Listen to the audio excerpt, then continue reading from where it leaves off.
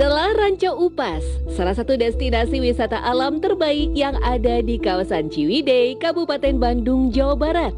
Banyak aktivitas wisata yang bisa dilakukan di tempat ini, mulai dari trekking lintas hutan, camping, berkuda, memanah, sampai memberi makan rusa. Dalam beberapa budaya Nusantara, hewan rusa termasuk hewan buruan utama. Selain untuk diambil dagingnya, beberapa bagian tubuh rusa juga dianggap berkhasiat tertentu sebagai bahan obat tradisional atau jimat penolak bala.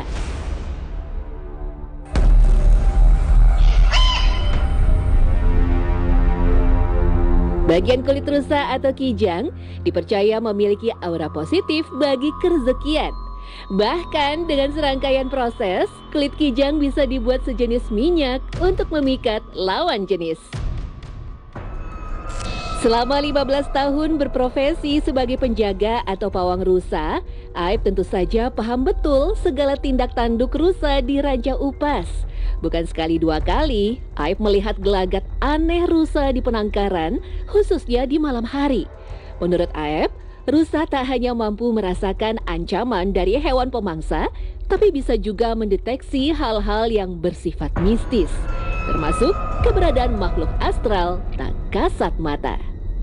Dan kalau misalkan ada makhluk yang tidak kasat mata, peka sekali, penglihatannya tajam. Lalu Bapak tengok fisik. Nah, ketika nggak ada apa-apa, nah di situ berdoa.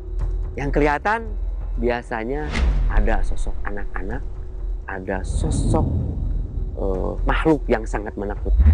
Ada juga sosok makhluk yang sangat bagus sekali. Jadi mereka itu pengen main di rusa.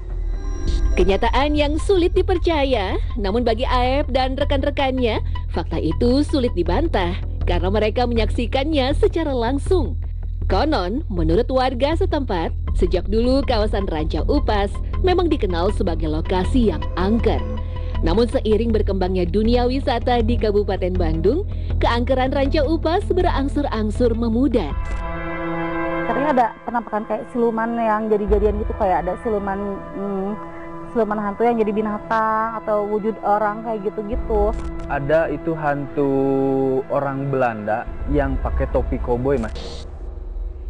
Ranca dalam bahasa Sunda memiliki makna daerah rawa-rawa, sementara upas adalah racun. Namun ada juga pendapat lain yang dipercaya. Jika upas sebenarnya adalah sebutan untuk seorang polisi hutan Belanda.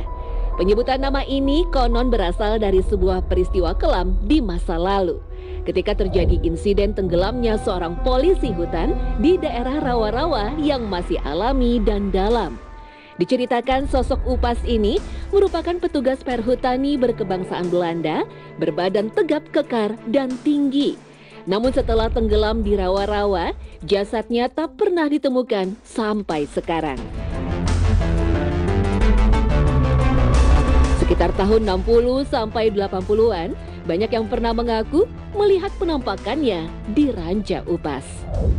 Upas itu keturunan orang Ciwidey sini, lalu dia pindah ke hutan yang ada di sini dari serangan penjajah dan akhirnya meninggal di sini. Ada pulau kecil, dilarang orang ke situ karena sama akan tersesat dan biasanya akan kesurupan biasanya.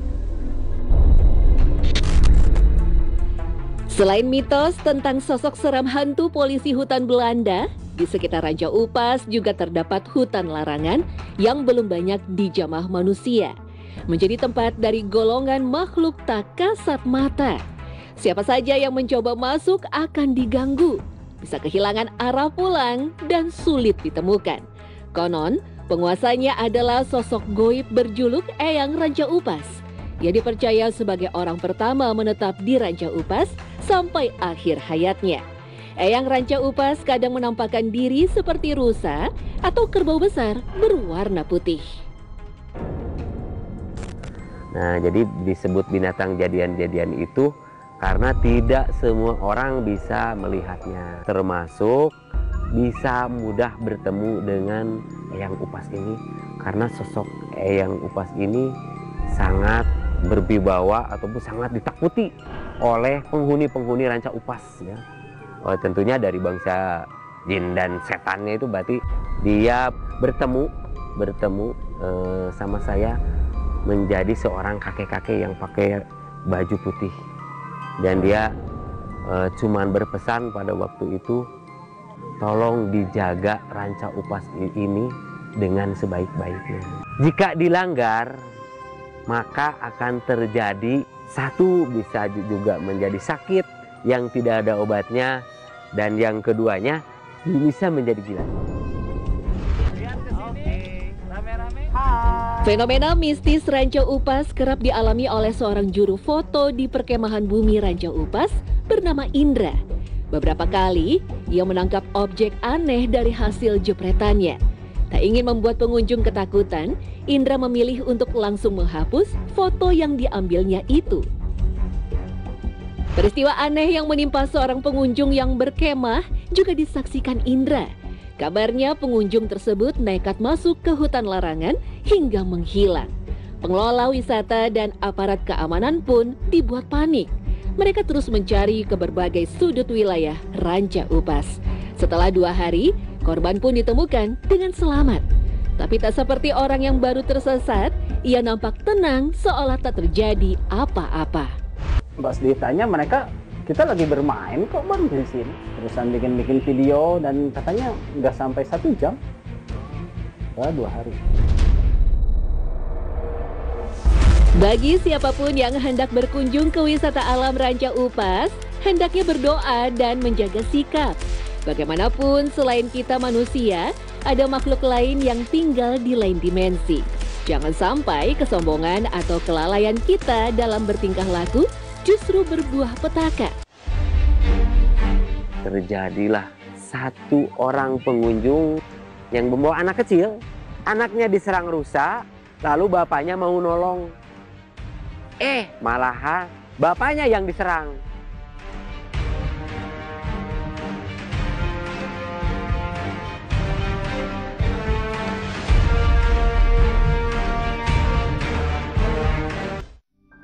Saking bernilainya rusa, perburuan pun terus marak. Alhasil jumlah rusa di alam semakin langka. Padahal aturan pemerintah sudah jelas jika rusa adalah hewan liar yang dilindungi. Pusat Konservasi Rusa Ranca Upas pertama kali dibangun oleh pemerintah kolonial Belanda. Tercantum dalam peta kuno masa kolonial sejak tahun 1800-an. Sempat berganti-ganti status, Ranca Upas kini lebih dikenal dengan sebutan hutan lindung. Solusinya untuk membudidayakan ataupun mempertahankan keberadaan si rusa jenis timur ini, makanya di situ ada penangkaran ya. Nah, saya pelihara dari tahun 2008 ada 8 ekor.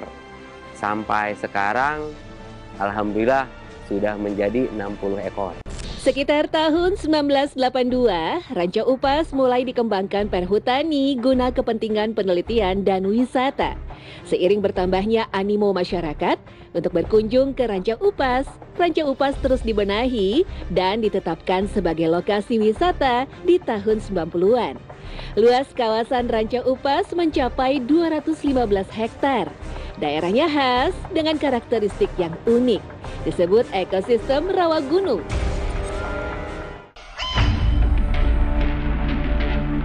Perlakuan para penjaga terhadap rusa asli Indonesia ini pun sangat hati-hati.